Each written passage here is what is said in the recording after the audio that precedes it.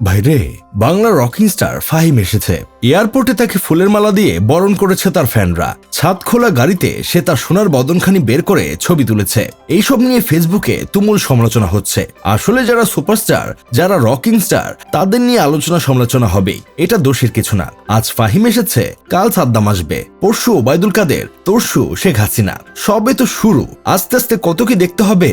জুলাই বিপ্লবের যারা ঘাতক ছিল তারা আস্তে আস্তে গর্ত থেকে বের হয়ে সম্মুখে আসবে, আর নতুন করে আবারও তাদের রাজত্ব কায়েম করবে। আর প্রশাসন চেয়ে চেয়ে দেখবে আর বুড়ো আঙ্গুল চুষবে। এদের হাত ধরে যদি মানবতার আম্মু জাতীয় পায় একবার দেশে ঢুকে পড়ে, তাহলে সবগুলোরে আয়না ঘরে নিয়ে গিয়ে অতি যত্ন সহকারে উট পাখির ডিম থেরাপি দিবে, বলে দিলাম। আচ্ছা, আমার লিটিল মনে স্মল একটা প্রশ্ন।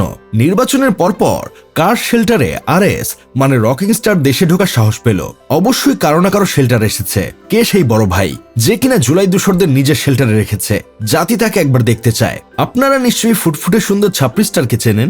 দুঃখিত, মাফ করবেন, রকিং স্টার হবে। একটা সময় ফেসবুক খুললেই উনার সুন্দর চাঁদমুখখানা দেখা যেত।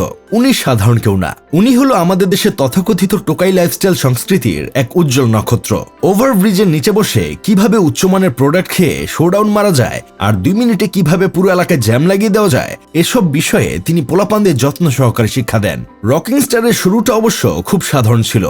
সাইকেল স্ট্যান্ডবাজি করে ভিডিও বানাতেন, দেখার লোকও ছিল হাতে গোনা। তারপর হঠাৎ একদিন তিনি আবিষ্কার করলেন এই দেশে কাপল ব্লগার নামক জামাই বউর চুদুরবুদুর জিনিস পাবলিক বেশি খায়। তারপর আস্তে আস্তে হয়ে গেলেন বউ ব্যবসায়ী। জুলাই আন্দোলনের সময় উনি যে অস্কার জয়ে অভিনয় করেছিলেন, সেটা দেখে বাংলার জনগণ ফিদা হয়ে গিয়েছিল।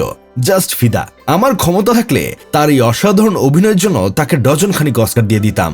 উপরে দেখিয়েছে ছাত্রদের পাশে আছে, আর তলে তলে আওয়ামী লীগের ঘেউ ঘেউ বাহিনীদের সাথে গোপন বৈঠক করেছে। কল রেকর্ড ফাঁস হয়েছে, ছাত্রদের মজা করেছে, আরো কত কি। বড় ভাইদের শেল্টার থেকে গ্যাং পরিচালনা করেছে, মানুষকে ভয় দেখিয়েছে।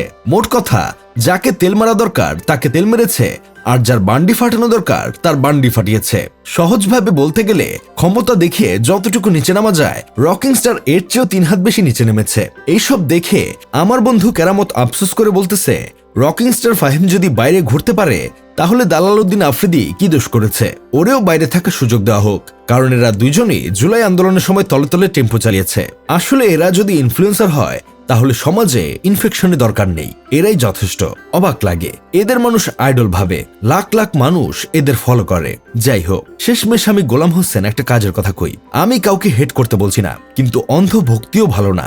যাকে অনুসরণ করছি তার কাছ থেকে আমরা কি শিখছি, এই প্রশ্নটা অন্তত করা উচিত। কারণ ইনফ্লুয়েন্সার মানে শুধু বিনোদন না, প্রভাবও। আর ভুল মানুষকে অনুসরণ করলে প্রভাবটাও ভুল দিকে যায়। কাউকে ভালো লাগতেই পারে, কিন্তু তাকে আইডল বানানোর আগে একটু ভেবে দেখুন, তিনি কি সত্যি আপনাকে উন্নত করছে, নাকি শুধু সময় আর ডেটা খাচ্ছে। কারণ ইতিহাস বলে, সব ভাইরাল মানুষ মহান হয় না, অনেক সময় তারা শুধু ভাইরালই হয়।